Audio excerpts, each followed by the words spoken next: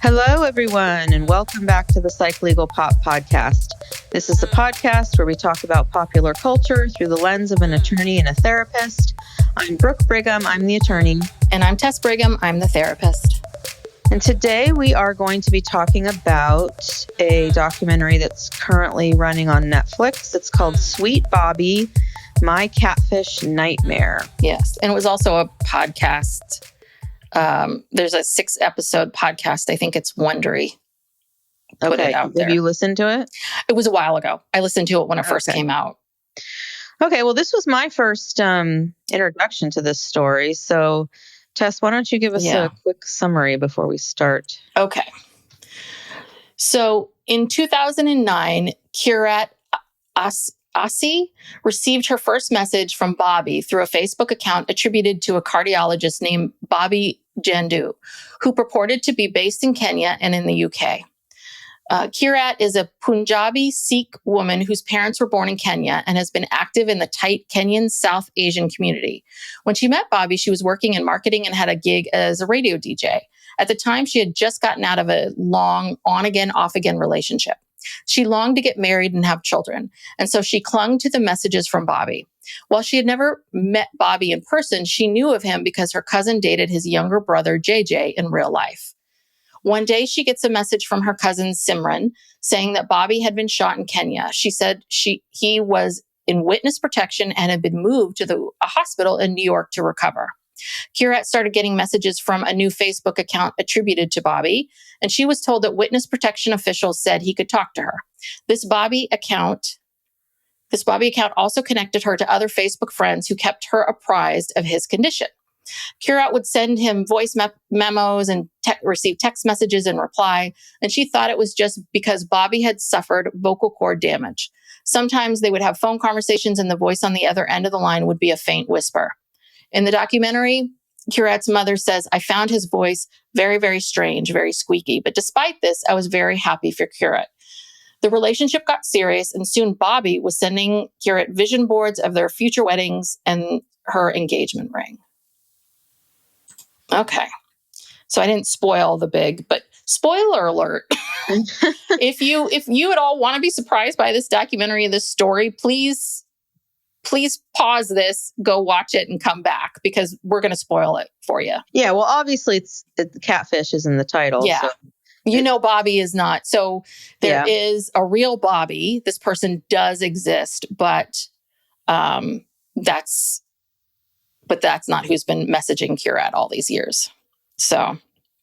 Yeah, and I think it was a total of, this Catfish spanned, was it 9 years? 9 years, yeah. Because she says, so Kirat lives in London, and she got a message on Facebook in 2011.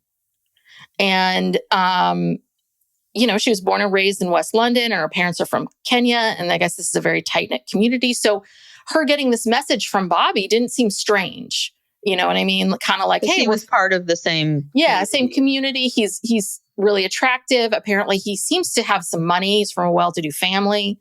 And I think that they have all these people in common. All these, this all happened over Facebook, and so she's seeing that they have all these mutual connections, and so she doesn't think anything of it. Yeah. So, let's see. Should we just talk about like what happens in broad strokes, and then we can get into the themes? Yeah, I mean, there's a lot of detail to this story. Yeah, so she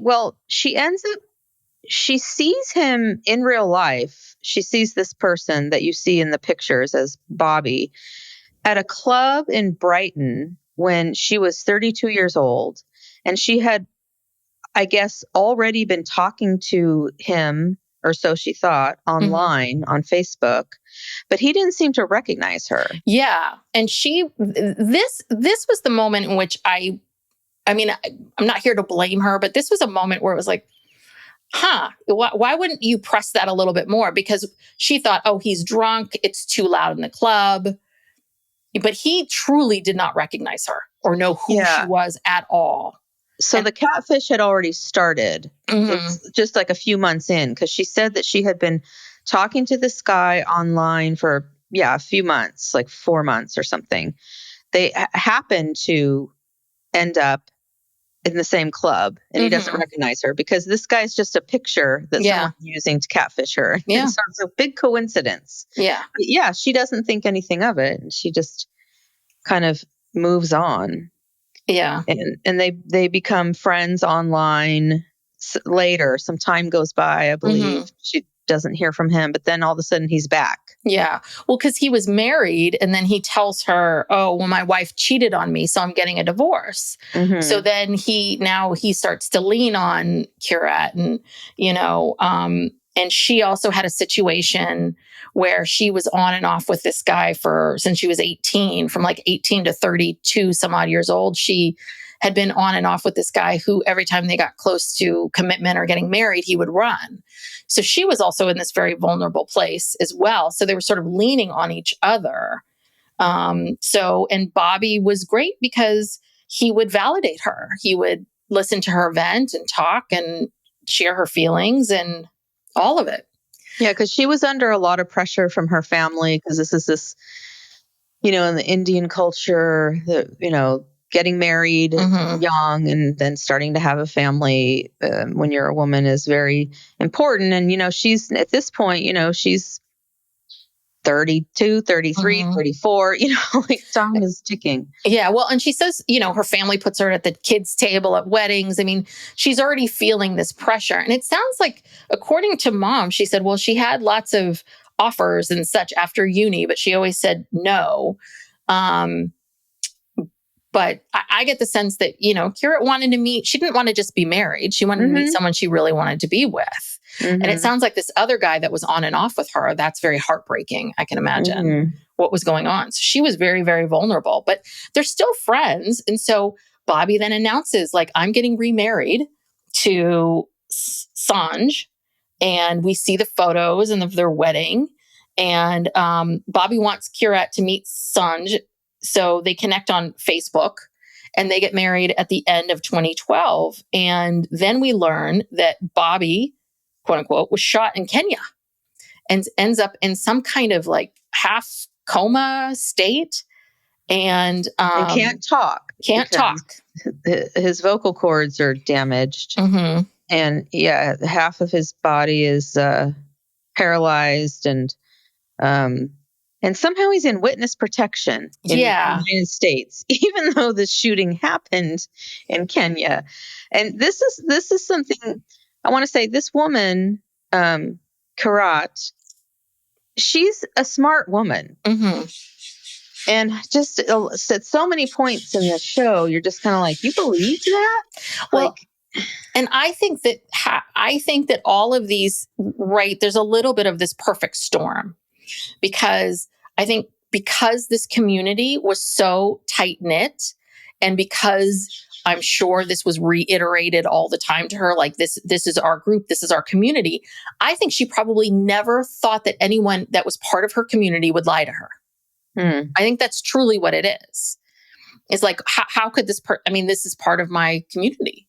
And plus she has her cousin Simran calling her, telling her Bobby's in witness protection in New York. And okay. So then Bobby starts reaching out to her with his new identity. So the witness protection said, yeah, we've got to move you all the way to New York and hide you out, but you can Facebook message this one person. And because he has a new Facebook profile now. Yes, his new hidden one. Yeah. And he's not in good place. He's struggling with mental health issues. His marriage with Sanj is falling apart. They get divorced. And this is where it starts of like, well, Kirat, you're the only person I can talk to. You're there for me, right? Like, and she had said she had also had this terrible breakup. I guess she and that guy got back together again, and he left again.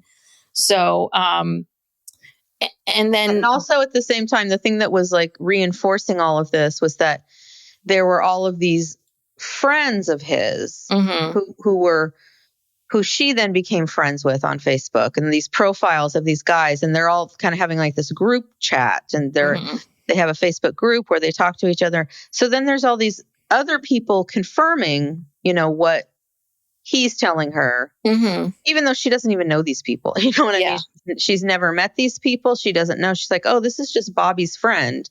So if enough of Bobby's friends show up and vouch Mm-hmm. for Bobby, then I guess Yeah. that's good enough. Yeah, exactly. Well, and then this is when he then tells her he loves her, and she's kind of taken aback by it all. This is And after then 4 years. yeah.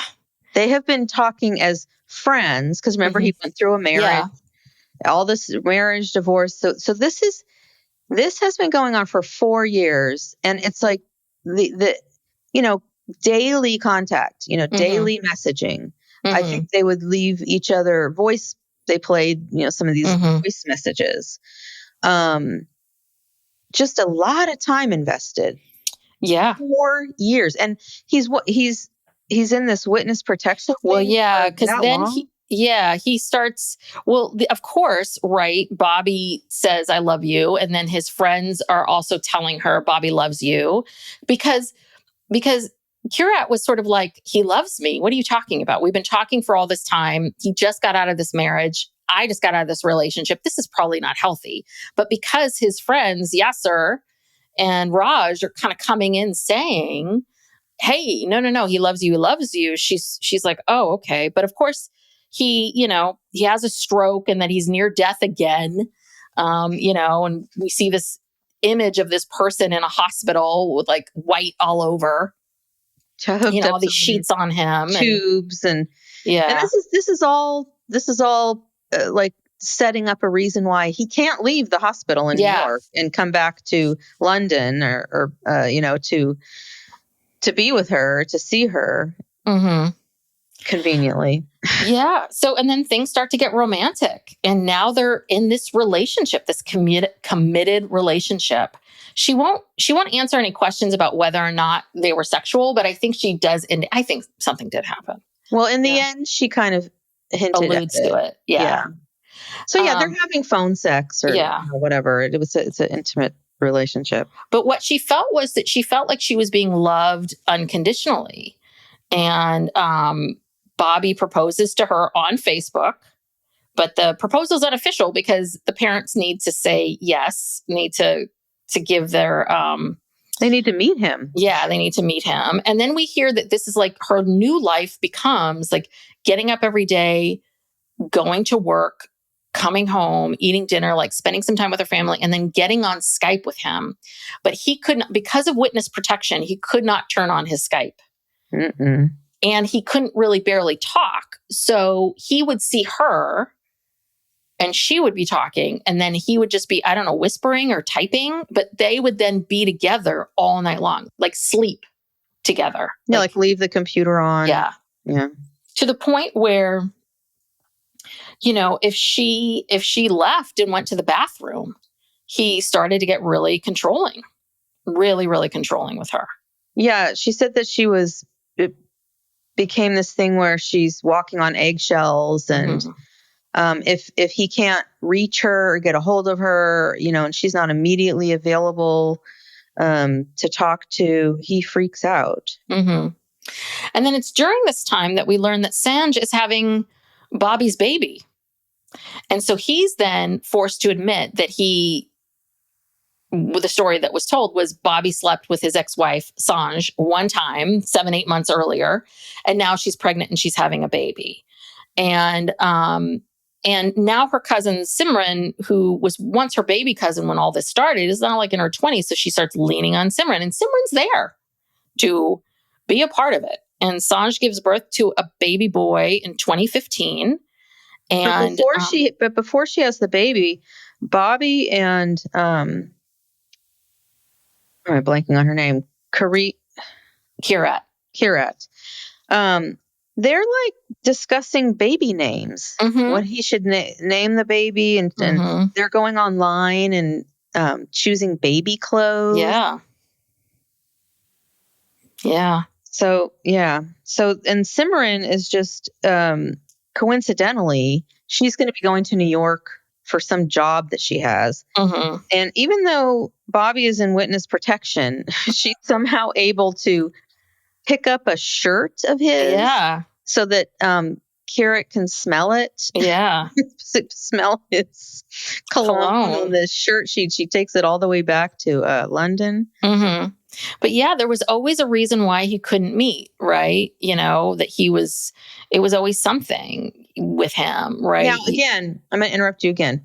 Sorry. But the entire time, I'm so focused on not only how does this woman believe this story, but also she's retelling the story as if it's true. Like the look on her face, she's very animated. She's smiling. You can see her going through, like, recounting all of this and going through the emotions. It's as if she's telling a true story, knowing full well it's not, and it has a tragic ending. And so it's like, well, how in the hell can you sit here and recount this like this? I'd be so pissed off. And I mean, that must have taken a lot of coaching to get her to be able to retell the story in a normal tone and way. Yeah, maybe. I don't know. The sense that I get, and I think you get a better sense of her from the podcast, the sense that I get is that she's still working through some things. And I think she's still trying to figure some things out, but I just don't think that's her personality. I really don't. I don't think that that's her personality at all, to get angry. And I don't know. I think she has, because she's talked about this many times about loyalty. Once I'm committed, I'm committed. Once I'm in. So I think the loyalty piece is a bigger issue. I don't know how you can recount a traumatic experience and talk about it as if it's just a normal, like, oh, well, then this happened and this happened. I mean, she's smiling. It's almost like she's remembering back these memories, and she thinks fondly about, oh, and then he told me he loved me, and she's like smiling and animated and knowing full well that it's like, none of that's even true. Yeah, well, maybe they did. Maybe they coached her and said, listen, you got to do this as if you didn't know what the ending is. Like, take us through. I don't know. I also think it's partly her as well. Yeah. But basically, essentially things just it goes from bad to worse. I mean, he gets angry. She ends up getting fired from the marketing job. He accuses her of flirting with someone on the radio. She gives up this radio job. I mean, it's pretty much all the same stuff. If you really take a step back and look at it, it's kind of the same stuff that happens in any of these sort of, these relationships or cults or whatever. It's like a formula. Right? Start to isolate the person, start to separate them, start to move them away from things that they really love and that make them who they are. Because I think that radio job was really important to her and in her identity. And so she's lost all these things that are her identity. And then the final one is like, apparently her grandmother's dying and she didn't feel like she could leave Bobby. And there's Skype sessions. And Bobby was supposed to come to the funeral and never came. And so it's 2018. She is now 39 years old. And we finally hear that Bobby's coming to London. He's gonna, see her. And so he gets there, he books a hotel. And after a couple days, she's like, where are you? Aren't you gonna come? And she finds the hotel where he's staying and asks them, like, what's going on? Can I talk to Bobby? And they said, there's nobody named Bobby here. And she calls her cousin Simran, and then suddenly Bobby calls and says, hey, I told the hotel not to say where I am. Again, this witness protection is a little all over the place. But she's at this point now where she's like, I can't do this anymore. Like, I got to figure out my guess would be she knows something's off. Something's wrong. But what she believes is that maybe he's, having an affair or something else is happening. She thinks that he's with Sanj. Yeah. And so she goes to Sanj's parents' house. Yeah. She knew where that was, but and sees her there. Yeah. But doesn't talk to her, but then hires a private investigator, gets Bobby's current address, finds out he lives in Brighton, and she drives out to Brighton, rings the doorbell, and there's Bobby and Sanj.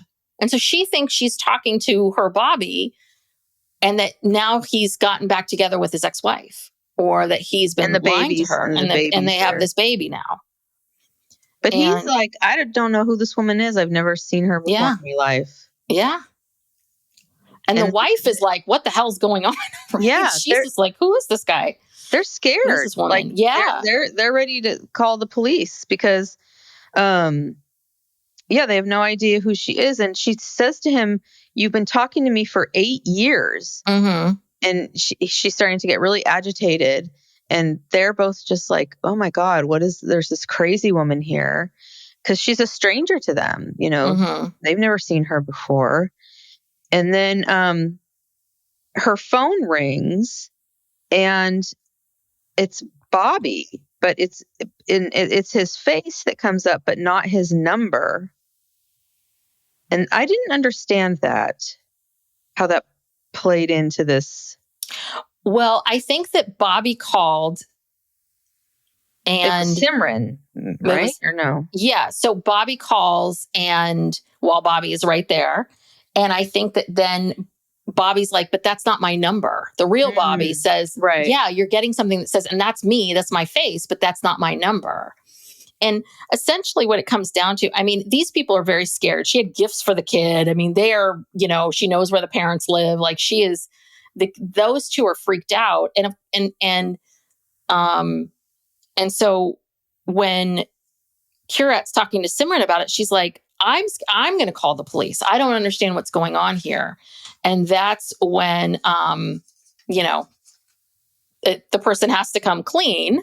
Mm-hmm. And spoiler alert, this whole time, the person that's been catfishing her is her cousin, Simran. Mm-hmm. And she's been behind it the entire time. So she's been Bobby. She's been everybody. Every single person. Yes, everybody. Absolutely everybody. And she took these people's identity and she knew them because, again, Simran had dated Bobby's brother way back when. So she knew these people. Yeah.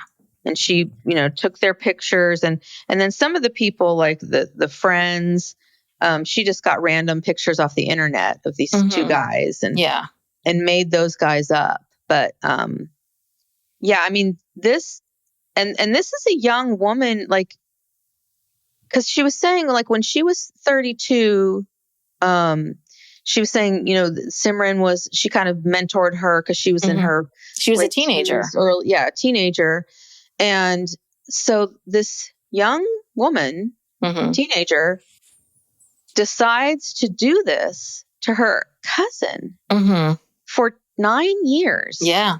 And you know how many hours, how much effort, how much work, how many hours a day went into this? Yeah. The other thing that I was thinking about was it's not just, this is all happening on Facebook. So every single one of these profiles that you create, you kind of have to make stuff happen in their lives to show that they're real people, right? You can't, we've all been there where some bot, messages you and they have no they have proof, one picture. Yeah, they have one picture and it's, so each of these people that she was messaging as them, she had to come up with photos and this and that, and, all of it. Like, it was unreal. And then as soon as she confessed, the Facebook profile started to disappear. Yeah. Because she's in control of, obviously, of all these accounts. So, Simran does... She's trying to save as much information as she can before these accounts go away. So she's downloading messages and she's downloading photos. She's downloading as much stuff as she can before this all disappears. Because she's like, wait a minute, I'm the victim here. Yeah. I'm going to call the police. And she does call the police and they basically say, well, you're not the victim. The victims are Bobby and Sanj because they're the ones whose identity was misappropriated. But it was all the harm, no harm really befell to them. It's like all the harm was to Kirat. Yeah. And so nothing ever happened to legally. There was no criminal charges filed, no charges filed at all against Simran, except Kirat filed some like a civil case. And it looks like they settled. Yeah, that was settled, and she had to give her an apology or something, but it was a half-assed apology. Yeah. Well, and this is what I was telling you before we started recording, because in the podcast, the thing that really struck me and what stuck with me this whole time with this story was the fact that the way in which Kirat talks about it, it didn't seem like Simran like came clean and was like, I am so like at all sorry. That she very much, it was because I think Simran was going to keep doing this. She was just going to keep doing this. It was basically like caught. Kirat kind of like wasn't going to do this anymore. So that's how she got caught. So that Simran did apologize, but the apology was really half-assed and really not satisfying. And it was that, and also, because their family, there was some stuff interplay with the family of Simran's parents kind of wanting Kirat to just, let's bury this, let's make this go away, and I think I remember her getting pressure from other people too, of like, yeah, why don't you just sweep this under the rug as a way of like saving face for the family. And, yeah. So let's get into some themes. Well, I was just going to say, in the documentary, Kirat says, about Simran, or she said she told her that you ruined my life. And Simran's response was, you ruined your own life. Yeah. And Kirat's like, no, like you stole all these years from me, the best years from me. And yeah, Simran didn't seem very remorseful at all. And another thing, when Kirat was talking to the police and they're basically saying that she's not a victim, she said, well, but I didn't consent to doing anything with Simran. And I think that's what she's thinking about, the phone sex or intimate, whatever. She thinks she's doing it with this guy. Yeah. And she's engaging in this with her cousin. Yeah. Which is super disturbing. It's very disturbing. And she is absolutely right that there has to be some recourse. And we've talked about this before on other episodes or other things about, how the internet and this technological revolution that we've been in for the last, 2 decades, that, there's all this great stuff that we have now, but there needs to be more regulations around, because there are no regulations for any of this. There's no laws, there's no nothing. And, but she did not have consent.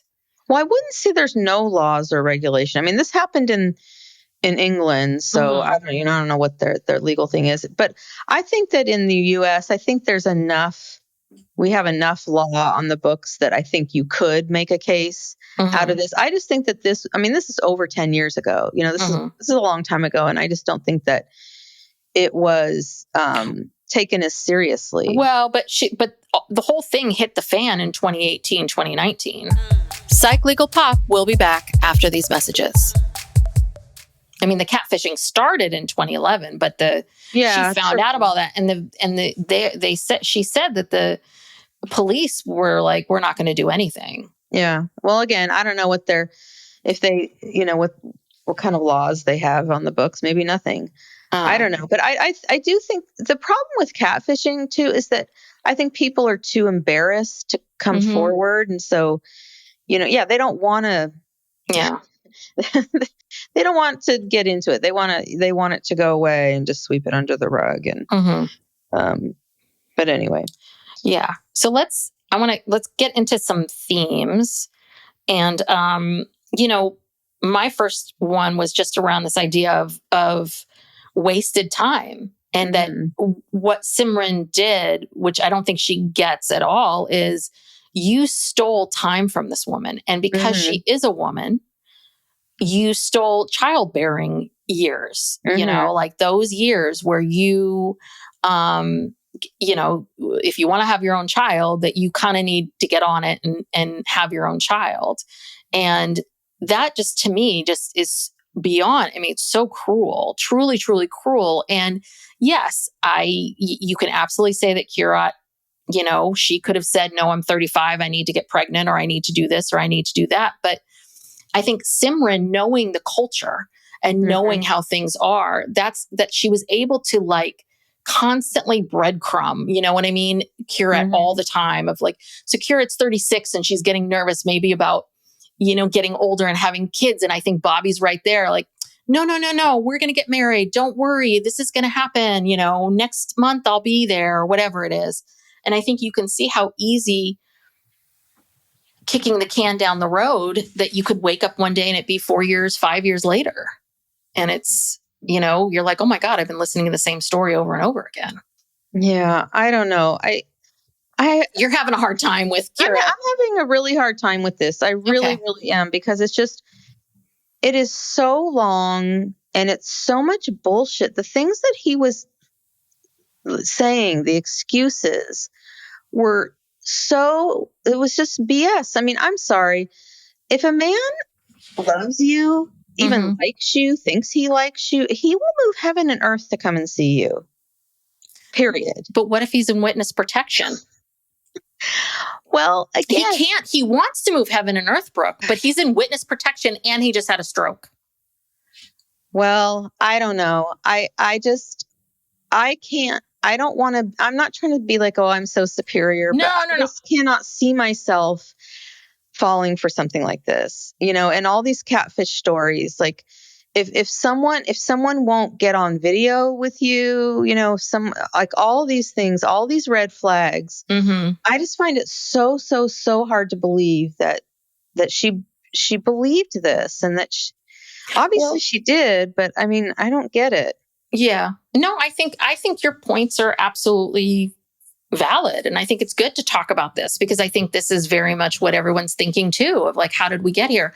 And you could potentially argue that maybe Kirat knew something was off about all of this and maybe didn't do anything or intervene or push it, because I do think there's a lot of people, and I've said this before, but the way things are with how the internet and dating apps and so many people having relationships with people they never meet and things being online these days, yes, it's easy to, it's certainly easy to catfish people for sure.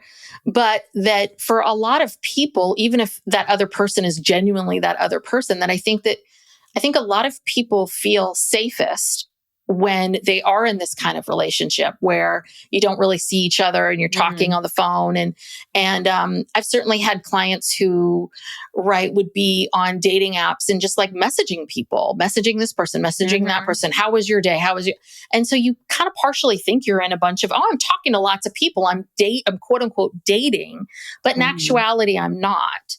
So Kirat, it is possible. I don't know what's inside her head, but it is possible that she knew underneath all of this that there's something off about this, but this feels too comfortable to me now, or this feels too comfortable, and it also feels too safe and easy, even though it was becoming increasingly harder to be in a relationship. It's like women who date prisoners. Same kind of mentality. It's like you have control. It's kind of safe. You don't really have to go all in. You always know where they are. You don't have to deal with other women. That's actually you do. Sorry, I'm sorry. The minute that came out of my mouth, I'm like, no, actually you do. Sorry. Yeah, prisoners do cheat on their girlfriends. Yes. But you don't have to deal with the real difficult stuff, the day-to-day stuff. And if you don't want to deal with that person, you don't have to answer the phone. Yeah, exactly. Like, no, I'm not accepting the charges. No, not today. So I mean, I think you definitely could argue that. And this is the other thing too, Brooke, you never would. And if that had happened to you, you would have very quickly been like, oh, fuck you, Bobby, and been out the door. And I think that this is just what I had observed is I get the vibe that she's a very, very loyal person, that this community is very tight, and that being loyal and faithful to your community has been sort of pushed in her in her mind and in her head.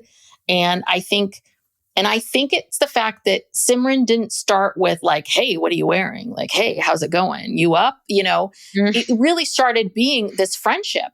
And then when she finally broke up with that guy that she had this on and off relationship with for like half her life, from age 18, something like that's when Bobby says, I love you. Bobby suddenly gets divorced and says, I love you. I mean, I think Simran really was good. Like, she kind of knew, okay, this is now I'm going to say I love you, and let's get these two in a relationship. And also, she had already told her parents when he asked her to marry him. She told her parents. So then they're all involved, and then that just made it even harder for her to get out. Yeah, and that's another sort of, there's the wasted time, but the other theme of it is like this group think, because if it was just Bobby saying, I love you, and this is happening, as that's happening, what Simran did is she created like one of the people was this one of Bobby's best friends, who is also a doctor. And so while he's going through all this medical stuff, the whole time, Kirat is chatting with, is it Yasir? She's chatting with Yasir. She's chatting with, it's Rajur. These are these two friends that they created a Three Amigos account, and they would talk about Bobby and Bobby's care and Bobby's, all of that. I think that Kirat's natural desire to care for, right? This is a person of our community. We need to care for him and all of that. So I think that's the other part of it too, is I think if it was just Bobby, but Simran picked various people to reiterate over and over again. So now she's not just saying, well, I don't think Bobby's ready to be in a relationship because he just got divorced and I just got out of this thing. So she's starting to have, she's starting to think critically about the situation. And then all of a sudden Bobby's friends are coming in going, no, but he loves you. He loves you. He loves you. Now you're hearing it over here. And now you're sort of like, oh, well, it's being reinforced. Yeah, they're reinforcing all this stuff. So she's not just left alone in her own head going, yes, exactly. Crazy. Yeah. Yeah. Because if it was just one person, there was a very similar story to this on Something Was Wrong, that podcast. Not the season they have now, but the season right before this one was a very elaborate story of this woman, I think her name's Jessica, who would befriend women. And then she would catfish them with this guy named Brody and a picture. Same exact thing. Couldn't talk on the phone. Every time they were going to get together, there was a car accident or there was this or is that. And then Brody would introduce these girls to his friend, quote unquote, Jessica. And Jessica would become friends with these girls. And so then Jessica was constantly reinforcing things. And the other word of it too is, how can you believe that he's fake? I've just met Jessica. Jessica's real. And Jessica just said she hung out with Bobby. With Brody. So that's part of it too, is, we tend to, and we have to believe people. We can't be skeptical of everyone all the time. So I think that these catfishers are getting more and more sophisticated because they're figuring out you need multiple people to reinforce this idea. Yeah. And we were talking before we got on about the football player, Manti Te'o. Same thing happened to him. He was catfished. And the catfisher used Facebook connections because there was all these people. He had multiple friends in common already, naturally. And so these friends, your Facebook friends, were vouching for this person some way, shape, or form. Yeah. Yeah. And I also think that the fact that in this culture that, being married as a woman is the most important thing. We hear this from her mom. We hear this from everybody. Like, as a woman in this culture, getting married is very important. And being, having someone who, loves you and all of that. And I can also see with Kirat kind of feeling also, and I've had clients with this too, where they kind of feel like, well, I've been doing this with this person for 5 years. I got to keep going. the sunk cost fallacy. And I think Yeah. she had that too with Bobby. I think that there were points where she wasn't terribly happy, but because this pressure of, but I've put all this time and energy into this one person.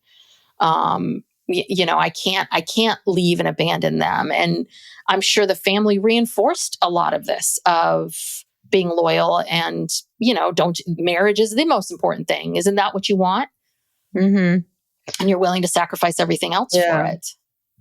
Yeah. Well, finally at the end there, when she got that private investigator involved, she just she hit a wall. That was the end of the road there. And in the documentary, the photo that you see of Simran, that's not really Simran. Oh, okay.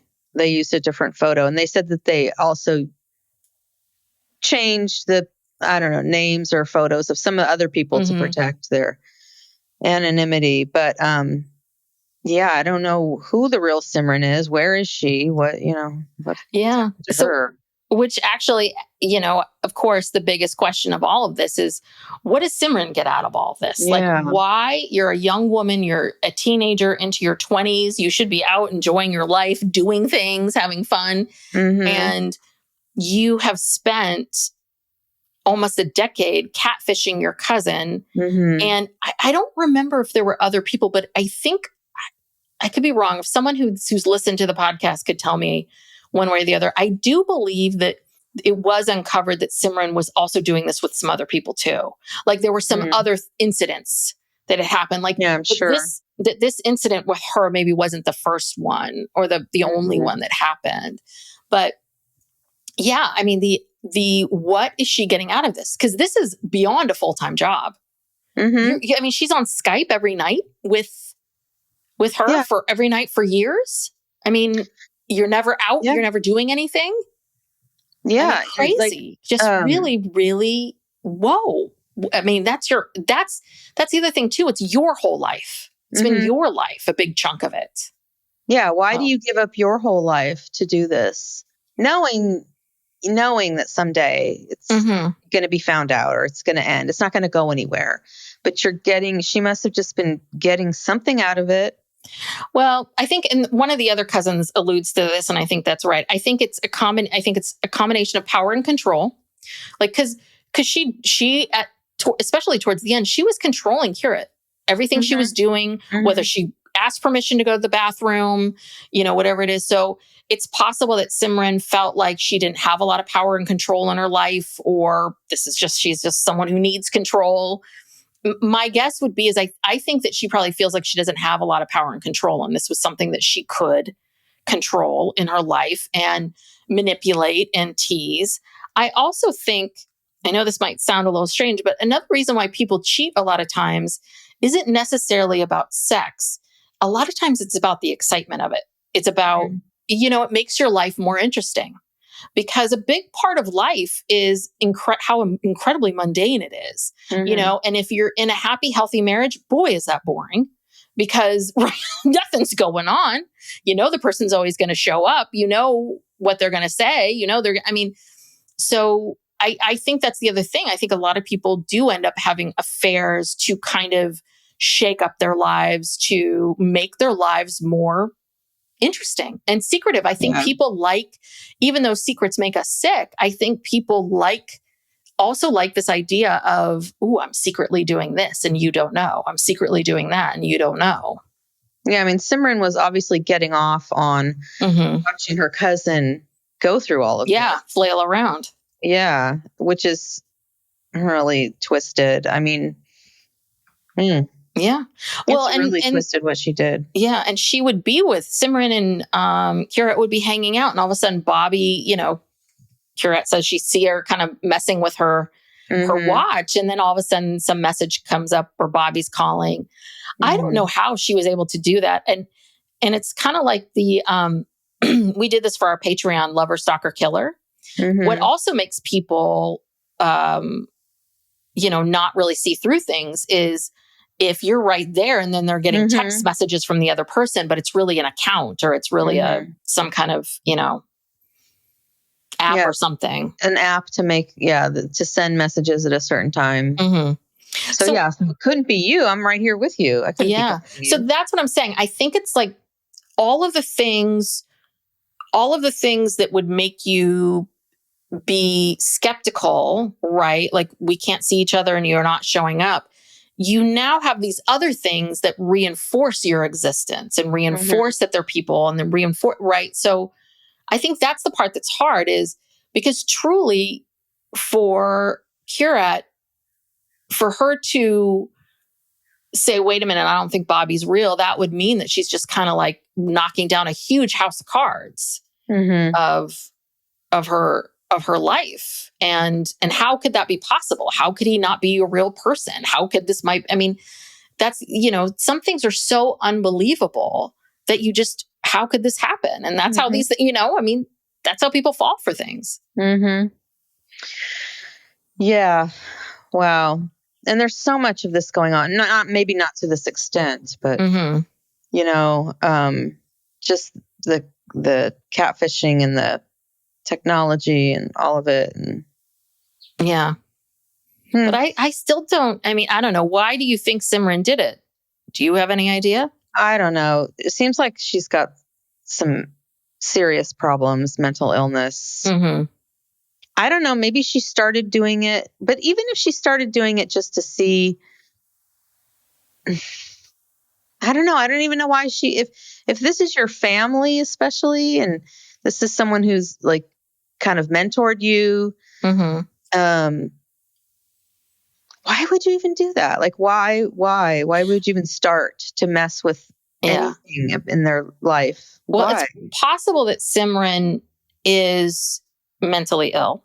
Yeah. And that, again, this is all alleged. This is just my own thoughts. I also wonder culturally if Simran had been showing signs of mental illness and the family was like, well, she's not going to go to a therapist, or we don't believe in therapy. We're not going to do that. And so maybe they ignored what was going on with her. Maybe for whatever reason, whatever her mental illness is, she got whatever she needed from this catfishing.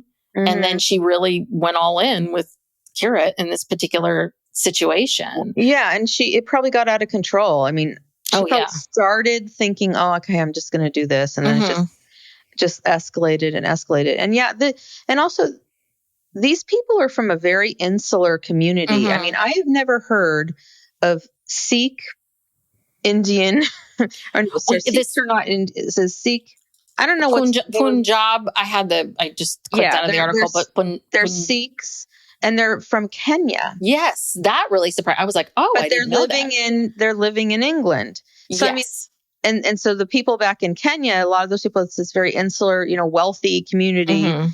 Because, I mean, this is just it's just very rare situation. So I don't know if that contributed to. I think you're right that this is not a culture that is into therapy or mental health. And because the culture is like she said, even at the height of her being completely controlled by Bobby, she still hung out with her parents like every night.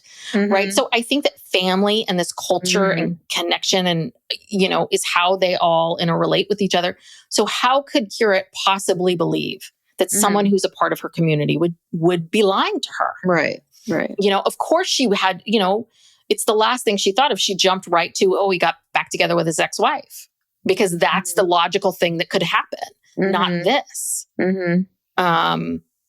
Yeah, I mean, it is. And the other thing is, was Simran working through all of this?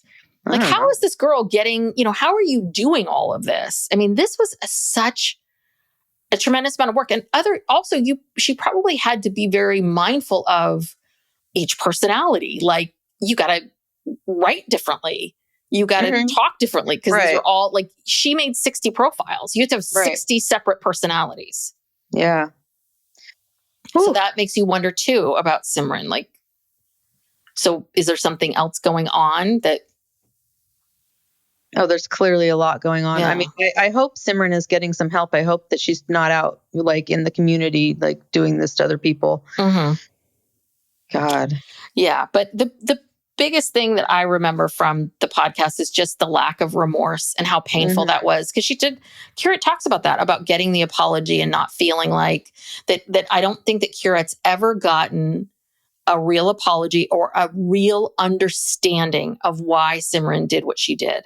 And I don't think the family, Simran's family, and the people around her are willing to like help her through this you know what I mean? I think they very much shut themselves off and were like, okay, let's ignore everything. And that's what I just remember about the podcast was that I kind of felt like she was in limbo. You know, she was still trying to pick up the pieces of her life, but at the same time, trying to understand what happened. That's back to what you're talking about. Was she coached to speak about things in this way? Or is this really what she's... matter of fact. Yeah. Or is she still going back there?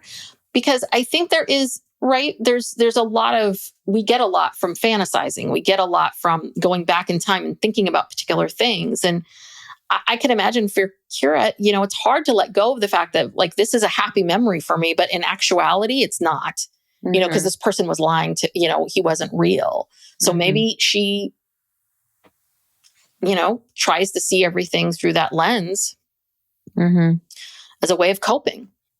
I don't know. Very interesting. Yeah. I mean, God, I of the two, I think the podcast is a bit better. I think it was, it's longer, obviously. It's like 6 episodes that were about 30, 40 minutes. But I think people, the feedback I heard was that I think people wanted this Netflix documentary to be very different than the podcast. And it's like, well, no, it's the same story. You know, she's just going to tell the story. It's just visual.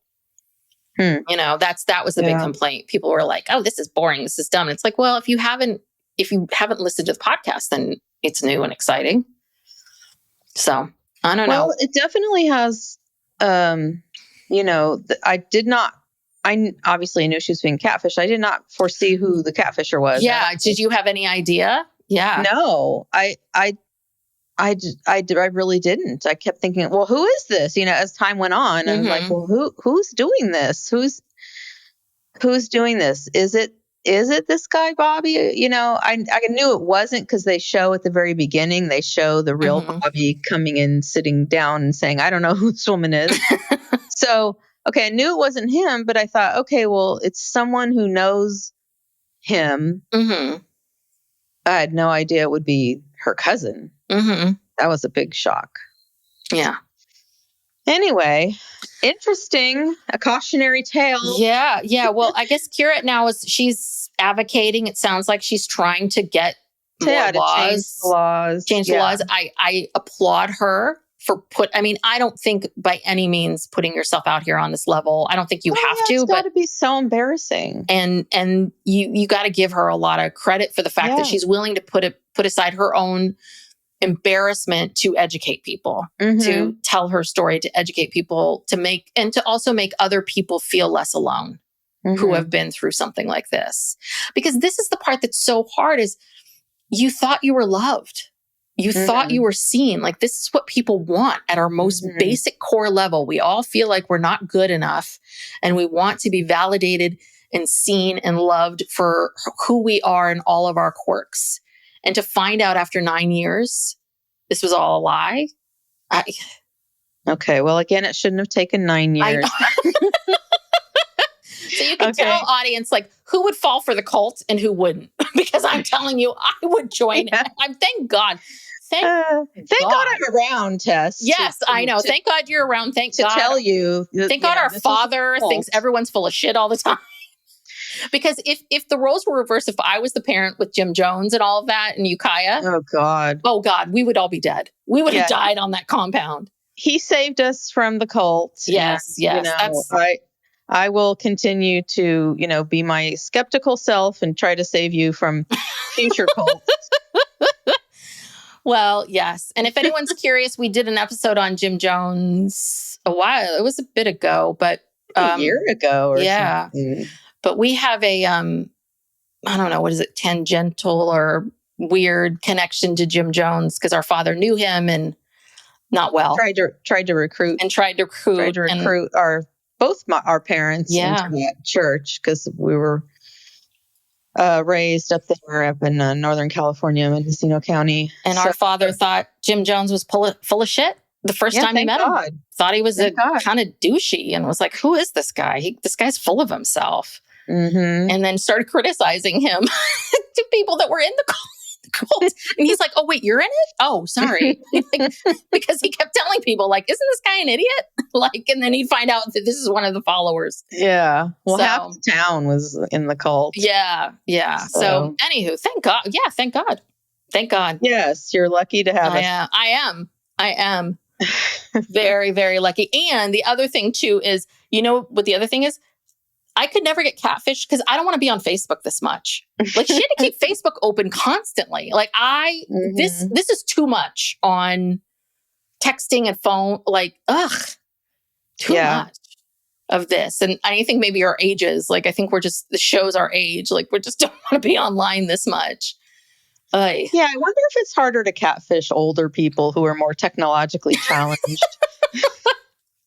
I think they don't do the long cons. Like this is a long con this woman performed. I mean, I wonder if with people like us, it's just a short con. But also with the video thing, it's always the video thing. Like on that show Catfish, it's always the story because they say, well, you weren't. It didn't seem suspicious to you that you'd never been on video or FaceTimed or anything. And they're always like, well, no, because, they said that their camera was broken or, there's always some excuse.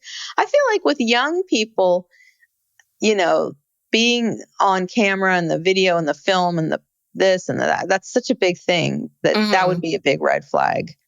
Yeah. So I don't know. I don't know who's more susceptible to. I don't think it's an age thing. I think it's just a person thing. A person who just so desperately wants to believe that this is happening and it's good and it's going to turn out good. Yeah. And it's possible that Simran maybe threw out a net of several family members or several people in this community and that knowing. But Kirat, again, I think it's so much of this is Kirat's personality. I think she's got the personality of someone who's trusting and believing and someone who wants to be of service and be helpful. And I think that the fact that Bobby had all these problems and she could lean on him, again, I think it's just Simran just found the right combination of somebody. Yeah, luckily that's not me. I'm not. No, that's not you, Brooke. To everybody. Nobody try to catfish Brooke. She's not going to believe it. Don't waste your time. Just go straight to Tess. And yeah, if you go straight to me, then I'm going to have to go to Brooke. So, but usually it's you going, what are you doing? What is this? Who is this person? So, all right, Brooke, let's wrap it up. Anyway, thank you so much for joining us. If you would like to support the podcast, we would love it if you would subscribe and give us a 5-star rating and review. And if you want more of us talking about lots of other different things, we have a Patreon, patreon.com/psychlegalpop-podcast. And there's different tiers and you can get bonus episodes. You can get ad-free regular episodes. You can get a additional true crime bonus episode every month and an Ask Us Everything episode every month. So check that out. And thanks for joining us. We'll be back with another documentary next week. Yeah. If you have any suggestions, you can give us or just leave us a note on Instagram or TikTok for documentary recommendations. There's a lot of stuff out there right now, but there is. I don't know what people are interested in. I'd be curious to know. Yeah. All right. All right. Sounds good. Bye. Bye.